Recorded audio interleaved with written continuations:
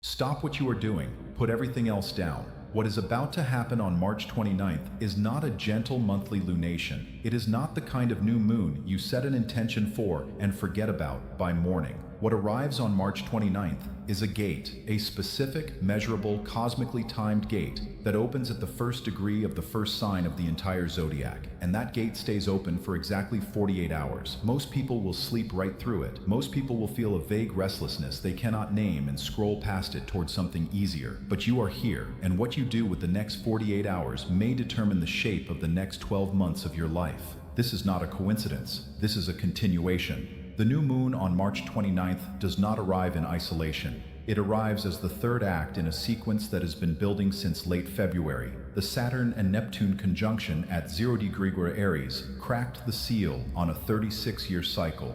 The equinox on March 20th turned every planet in the solar system forward simultaneously. And now, 9 days later, the moon goes dark at 9° Aries, and a gate opens that the ancient sky watchers believed only came once per cycle. A gate made not of stone, but of fire, not of patience, but of beginning, the most dangerous and most powerful kind of gate there is.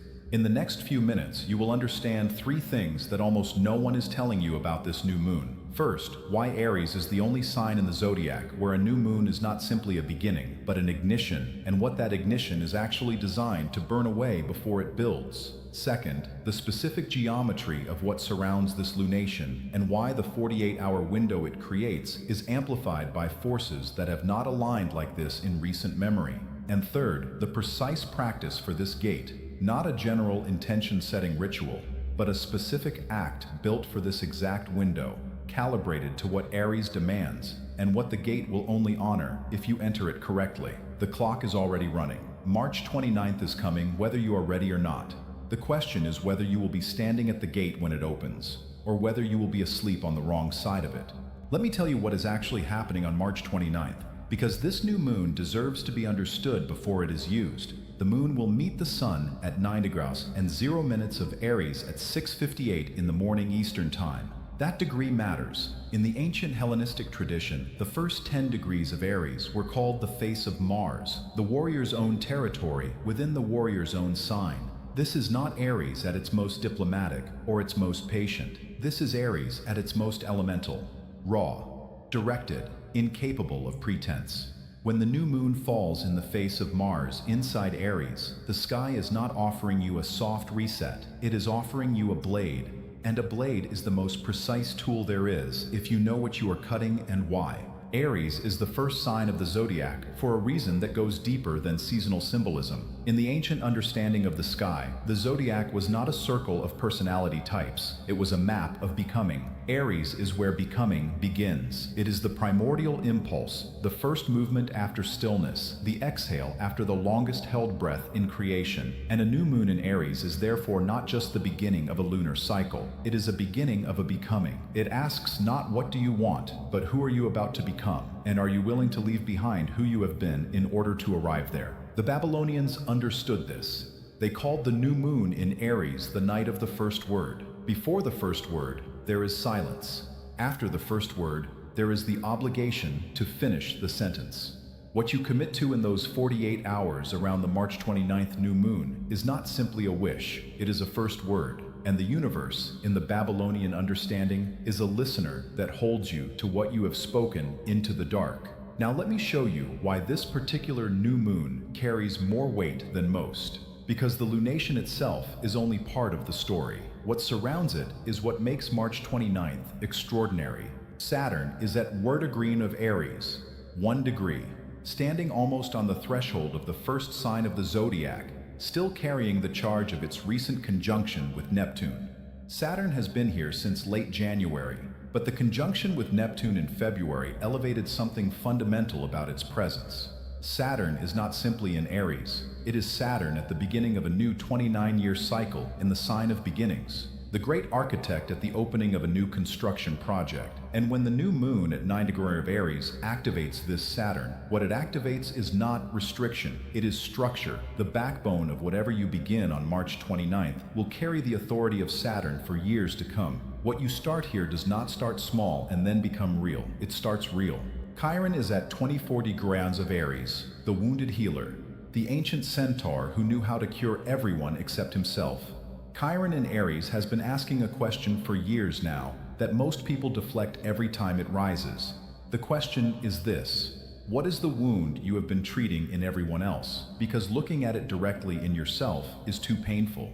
The new moon in Aries with Chiron still present in the same sign is not simply a new beginning. It is a new beginning that passes directly through the wound. You cannot enter this gate cleanly. You will brush the edges of something that is not healed. And that contact is not a bad omen. It is the gate's requirement. The entry fee is honesty about what still hurts. And Venus is now in Aries, having entered the sign just days before this lunation. Venus in Aries is not Venus in her usual mode. She is not patient. She is not diplomatic.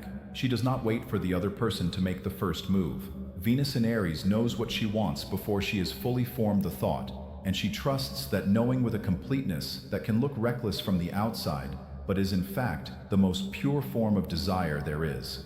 When Venus enters the new moon chart at this degree, she adds a dimension that the other planets in this sequence have not brought: the heart's hunger. Not what you have been told to want, not what makes sense, what you actually ache for in the marrow of your body.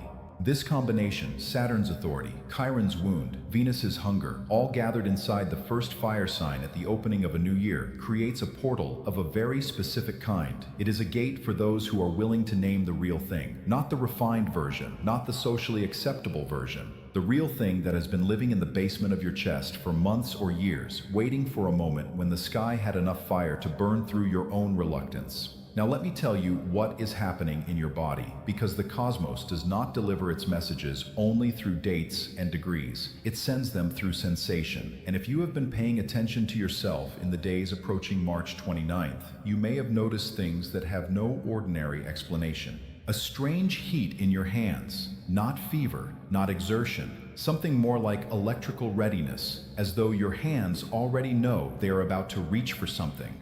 Mars is the ruler of Aries, and Mars governs the extremities. Your hands are the instruments of decision, of action, of the first physical movement that follows a choice. When they warm without reason, they are warming because the planet that rules this lunation has been building pressure toward this threshold for weeks. A sharpness behind your eyes. Aries rules the head, the eyes, the forward-facing orientation of the body. In the days around an Aries new moon, especially one this charged, many people report a strange clarity of vision alternating with a pressure at the temples, as though something is trying to come into focus, as though the eyes are being prepared to see something they have not been willing to look at directly. An impatience with everything that is not essential. This is Aries announcing its arrival in the most honest way it knows how. Aries does not tolerate decoration. It cannot sustain pretense. The conversations that feel suddenly meaningless, the obligations that feel suddenly hollow, the roles you have been playing that no longer fit. These are Aries stripping away the inessential so that what remains is the one thing, the real thing, the thing that you were actually here to begin. And the dreams. Aries rules the night before the battle. In every ancient tradition, in the days approaching a powerful Aries lunation, dreams tend to have a quality of rehearsal, of approaching something, of standing at the edge of a height and deciding whether to jump. These are not anxiety dreams. They are preparation. Your dreaming mind is walking you up to the gate before your waking mind is ready to admit it exists. Now let me tell you what the gate actually requires of you. Because understanding is not enough. Aries does not reward those who understand. Aries rewards those who move. The gate of the Aries new moon opens at one thing: declaration. Not meditation, not visualization, not a beautiful journal entry you will read to yourself at midnight. A declaration. Something spoken, something named, something that crosses the threshold from internal to external and cannot be pulled back. The ancient Roman soldiers who stood before the Temple of Mars before a campaign did not pray silently. They spoke the sacramentum, the oath, aloud, in a voice that others could hear. Because Mars, the god of this sign, only honored what was spoken. A thought inside a closed mind is invisible to the forge. A word spoken aloud into the air is metal placed on the anvil. Mars works with what is real, and what is real is what has been named. This is what the 48 hours of March 29th and 30th are for. Not thinking about what you want to begin, actually beginning it. With a word, with a step, with the specific act that your body has been building toward through all the retrograde compression of the winter, through the direct stations of March, through the equinox charge that turned every current in the sky forward at once. And this is where the larger sequence becomes clear. You have been prepared for this gate by everything that came before it. The Jupiter retrograde in Cancer forced 4 months of invisible inner labor, the fermentation of something that could not yet be named. The Mercury retrograde in Pisces dissolved the outdated story you had been telling yourself about why this was not yet the right time. The direct stations of March cleared the retrograde fog and turned every planet forward. The equinox on March 20th opened the current, and now, 9 days later, the Aries New Moon places the gate before you and says, here is where you walk through, not tomorrow, not when things settle. Here, now, in the 48 hours that this gate is open. There are 4 things the gate requires, and each one is simple. Aries does not do complexity. Aries does one thing with complete commitment and trusts that the one thing is enough, because it always is. The first requirement is naming. Before the sun sets on March 29th, you will speak one sentence aloud in a room where no one else can hear you. Not whisper it, speak it in your full voice. Begin the sentence with the words, I am beginning, and then name the real thing. Not the goal, not the strategy, not the outcome you want to achieve. The thing itself. I am beginning to trust my own perception. I am beginning to let this relationship go. I am beginning to build what I actually came here to build. I am beginning to stop explaining myself to people who have already decided not to understand. Say it once, in a voice that can hear itself. The gate only opens from this side. The second requirement is the first step. Not the second step, not the plan for all the steps, the first physical action that belongs to what you have just named. Today, before the 48 hours close, a single email sent, a single call made, a single page of the thing written, a single conversation begun. Mars does not respect plans without motion. The gate records the step, not the intention. Take it while the gate is open. The third requirement is silence about what you have begun. Do not tell anyone in the first 48 hours. The metal is still cooling. In the Aries tradition, the oath was sworn privately first, then carried into the world as evidence. Speaking the new beginning to others before it has taken its first root is the most common way new moons die. Aries energy is fierce at inception and vulnerable in the hour after. Protect what you have begun with the same instinct that protects anything that has just been born. The fourth requirement is trust. Aries does not require certainty, it requires trust. Trust that the direction you have named is real, even before you can prove it. Trust that the gate you have walked through is the right one, even though you cannot yet see where it leads. The Aries New Moon does not give you a map, it gives you the momentum to move without one. That is not recklessness, that is the specific courage this gate demands. You did not find this moment by accident. Something in you has been preparing for the Aries gate since before you could name what you were preparing for. The winter was the preparation, the retrogrades were the preparation. The long 3 a.m. hours when something in your chest would not let you rest were the preparation. The strange heaviness behind your ribs that had no medical explanation was the pressure of this moment building in the body long before it arrived in the calendar. March 29th is 9 days away from the spring equinox that just opened every current in the sky forward. It arrives inside the 7-week window where no planet is retrograde, where every force in the solar system is moving in the same direction for the first time since before winter. It arrives with Saturn holding the foundation, Chiron holding the wound, Venus holding the hunger, and Mars ruling the entire sky from its home sign. The gate that opens on March 29th does not open gently. Aries does not open gently. It opens the way fire opens, sudden, complete, without apology, and it stays open for 48 hours, not 72, not a week, 48 hours. The Babylonian priests who tracked this lunation knew that the Aries New Moon was the shortest grace window of the entire year, because Aries does not extend invitations. It makes one offer, and then it moves on. Most people will feel this window as a vague surge of energy they cannot name. They will use it to reorganize their desk or start a new playlist or make a plan they will not follow. The gate will be open and they will walk past it without recognizing what it was. But you stayed. Something in you recognized this signal before you had a word for it. And that recognition is not accidental. The cosmos does not send its most precise alignments to those who are not already listening. You were already listening. You are already standing close to the gate. The heaviest chains are not the ones others place on you. They are the ones you have been carrying so long you have forgotten they are not part of your body. On March 29th, you have 48 hours to set them down, not slowly, not carefully.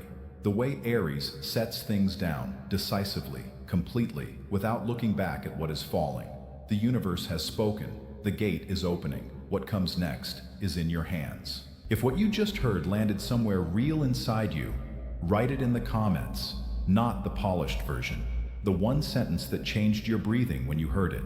Your words become a signal for the next person who arrives at this gate, uncertain of what they are feeling. And if someone came to mind while you were listening, someone who has been standing at the edge of their own beginning for too long, send them this. It may be the only thing that tells them the gate is real and the 48 hours have begun.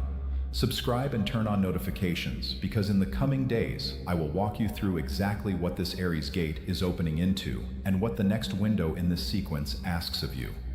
Every video takes hours of research and preparation. Your like, your comment, your share is what keeps this work alive. The universe has spoken. What comes next is in your hands.